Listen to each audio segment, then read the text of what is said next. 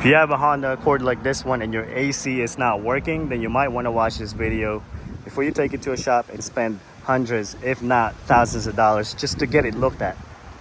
Now you remove the fuse cover, okay? You got two tabs, squeeze it, remove it. Now I made a video about this before, but still have people confused in the comment section. So I want to make a clearer video. This is going to be your AC relay right here. All you do is you grab a pair of pliers, squeeze it, take it out. This is going to be your radiator fan relay. Take this out and you swap it over here. Then you crank the car up and then turn the AC on. If your AC starts working, that means this one's bad. So you might want to go ahead and replace that one. Go to the parts store and just show them this relay and tell them you need a new one.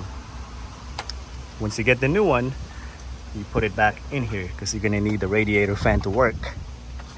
Otherwise, the car's going to overheat. You can also check this 7.5 fuse amp.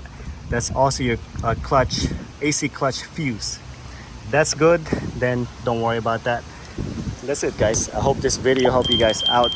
If it did, give me a thumbs up. Also click on the subscribe button. And again, thank you for watching.